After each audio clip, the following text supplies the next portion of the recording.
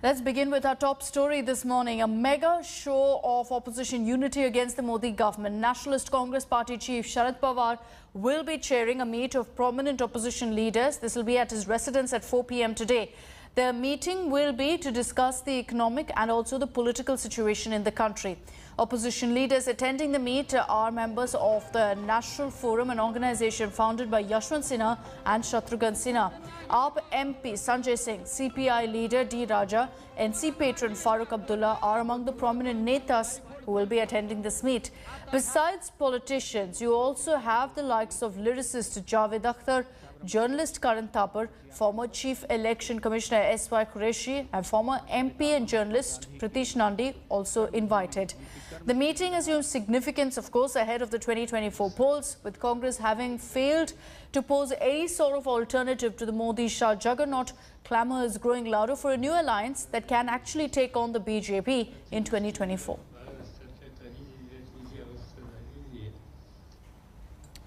So is a new anti-Modi front taking shape? NCP Chief Sharad Pawar met with Prashant Kishore for the second time in 2 weeks. Sharad Pawar will be meeting non-Congress opposition leaders today and some civil society members to discuss the current political scenario. Here's a report on exactly what's brewing.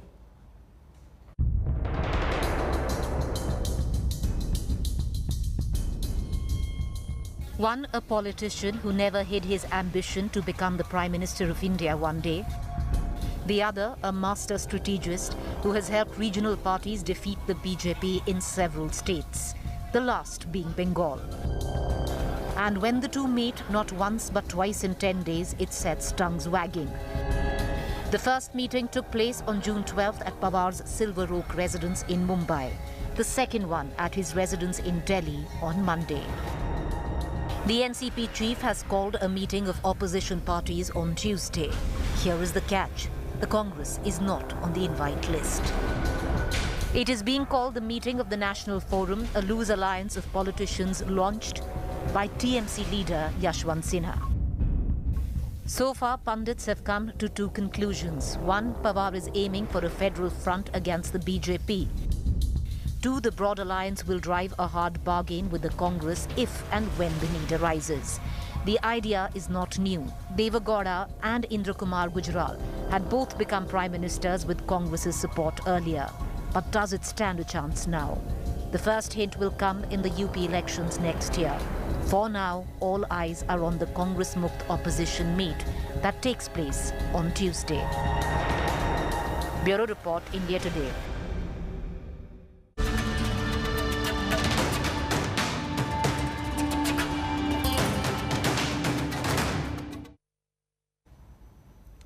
Now, as the infighting between Navjot Singh Sidhu and the Punjab Chief Minister escalates, Captain Amrinder Singh will be meeting with Congress Chief Sonia Gandhi in the national capital.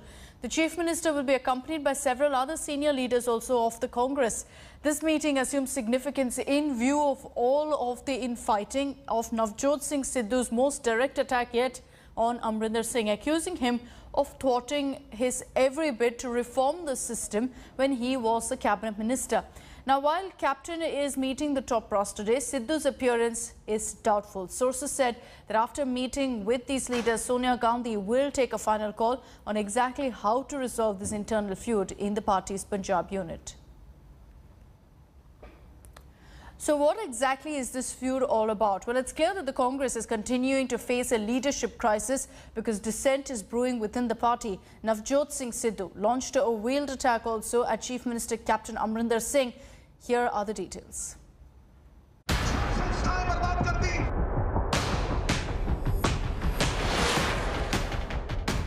Knives are all out in Punjab Congress. There is a full-blown war between the Chief Minister Amrinder Singh and celebrity neta and former minister Navjot Singh Sidhu. On Monday, Sidhu launched the most direct attack on Captain, claiming his every bid to reform the system was thwarted. System ने एक फटीला था मेरे office के बाहर, Minister for Renewable Energy and Power. मैं कहता system, I said no. मैं कहता system which has rejected all my proposals for the welfare of the people of Punjab, I will reject that system. I said no. Sidhu's outburst comes even as the Congress High Command is struggling to broker a truce between the captain and the former cricketer. A high-level Congress panel constituted by Gandhis recently submitted its report to the top brass, suggesting a cabinet reshuffle to accommodate Navjot Singh Sidhu. Considered to be close to Rahul Gandhi, Sidhu, a former cabinet minister, has been at odds with Amarinder over a series of issues, including alleged inaction in 2015 Guru Granth Sahib desecration case and the police firing on protesters a year later. Sidhu also questioned non-fulfillment of poll promises and Amarinder's alleged quid pro quo with the Akalis. Captain Amarinder Singh is in the national capital. He is set to meet the party high command on Tuesday. The Gandhis are keen that Amarinder Singh and Sidhu patch up ahead of the elections next year. Punjab is one of the three big states the Congress is in power on its own, and it can't afford to lose it. With Manjeet Sehgal and Anand Patel, Bureau Report, India Today.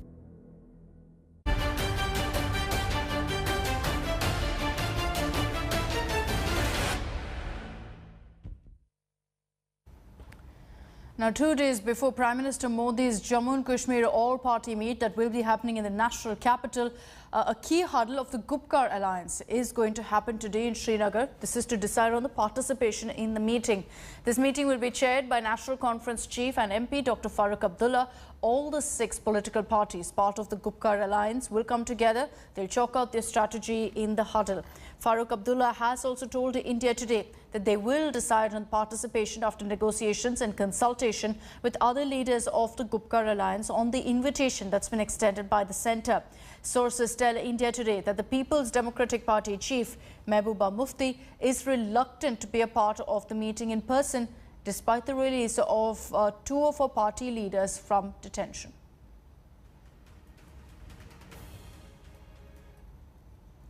Let's move on to some other stories this morning. The anti-terror squad of the Uttar Pradesh police have arrested 2 Muslim clerics and claimed an international conversion racket has been busted. Police claim foreign funds, including from Pakistan's ISI, was being funneled into India to convert speech and hearing impaired children and women to Islam. The aim, according to the police, was to foment communal tension in India. Our crime bureau gets you more. Muhammad Umar Gautam and Mufti Qazi Jahangir, arrested by the anti-terror squad of the Uttar Pradesh police for allegedly illegally converting over 1,000 speech and hearing impaired children and poor women. ये मूल सूचनाएं जो हैं वो दासना गाजियाबाद में एक मंदिर में लोग शर्म नाम से घुस रहे थे। उनके गिरफ्तारी के बाद से धीरे धीरे चीज़ें डेवलप हुई और जो उमर गौतम को बीच में 2-3 बार हम लोगों ने पूछताछ के लिए भी बुलाया था और जब आवश्यक हुआ तब इनकी गिरफ्तारी की। पुलिस से Mohammad Umar Gautam was a Hindu, Vipul Vijayvargiya from Nagpur before he converted to Islam after marriage in Ghaziabad. Muhammad Umar Gautam and Mufti Qazi Jahangir were part of a well-organized conversion racket that preyed on the weak and the vulnerable. ऐसे vulnerable section of the society जो कमज़ोर वर्ग है, मूक and बधिर बच्चे हैं, महिलाएं हैं, इन सभी को विभिन्न तरह के प्रलोभन देकर और उनको अपने धर्म के प्रति गलत चीज़ें बताकर और इस्लाम धर्म की अच्छाइयाँ बताकर उनको कन्वर्ट कराते हैं। The group that operated under the banner Islamic Dawa Center had an office in Jamia Nagar in Delhi and organized annual conversion camps. The police have so far recovered a list of 1,000 vulnerable women and children converted in the past 2 years. अब तक हम लोगों ने ऐसे 1000 लोगों के नाम प्राप्त किए हैं जिनका कन्वर्शन हुआ है और ये लोग अपना सालाना कॉन्क्लेव भी करते हैं और उसमें भी लोगों को बाहर के लोगों को बुला के धर्म परिवर्तन के लिए उत्प्रेरित करते हैं। What is even more alarming is that the police suspect Pakistan ISI and other foreign entities were funding this conversion racket to foment communal tension and even organized crime in India. ISI connection, foreign funding? ये funding बहुत ज़्यादा है, foreign की funding भी है, अन्य सभी चीज़ों पर विवेचना चल रही है। Police say more arrests and raids are likely in the coming days. The opposition, however, fears this is part of an effort to communalize and polarize the environment in Uttar Pradesh ahead of the assembly elections. Uttar Pradesh का नौजवान रोजगार की तलाश में है, सड़क पर वो लाठी खाने को मजबूर है। उत्तर प्रदेश में महिलाओं के साथ अत्याचार हो रहा है और भाजपा सरकार धर्मांतरण, धर्म परिवर्तन, जाति परिवर्तन, इन सब चीजों में लोगों को उलझा कर रखना चाहती है। Police insist there is evidence about money and fear being used to convert vulnerable Hindus every year. In some instances, the youth were immediately married off to Muslim women after conversion to ensure that they do not return to their original faith. With Abhishek Anand in Lucknow, Bureau Report, India Today.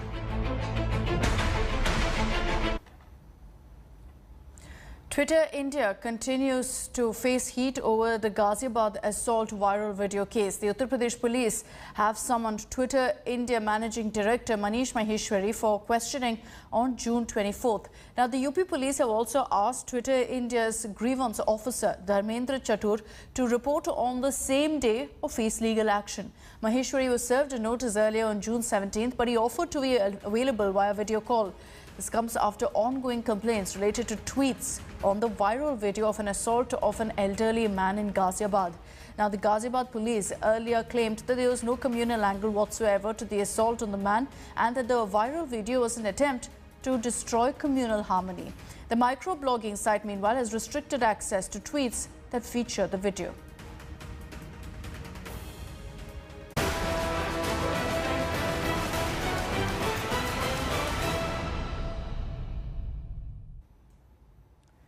Some good news as far as our vaccination drive is concerned. It's picking up pace, and how India has inoculated over 85 lakh people with the COVID vaccine, and this is just in 24 hours. This milestone came on a day when the centre took over procurement of vaccination and began providing vaccines for all above 18 years of age free of cost. As per estimates, India needs to vaccinate nearly 1 crore people every day if we are to achieve the target of vaccinating all those above 80 by the end of this year. As India achieved this feat, Prime Minister Modi hailed those who stepped out and got vaccinated. He also lauded frontline warriors for their work. Home Minister Amit Shah termed the feat as incredible and hailed the centre for its vaccine policy. The big challenge, however, now will be to ensure that this steady supply of vaccine doses continues and to stem out any vaccine hesitancy. So these numbers can be ramped up further in the coming days. Fast-tracking global vaccine availability and promotion of Made in India vaccines are also going to be some key challenges for the government ahead.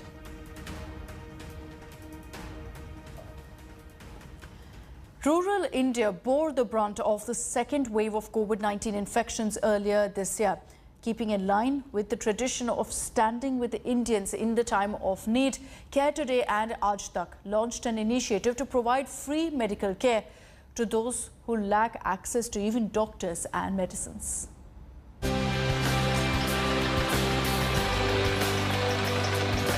For weeks now, these Aaj Tak Corona clinics have been rolling through Uttar Pradesh.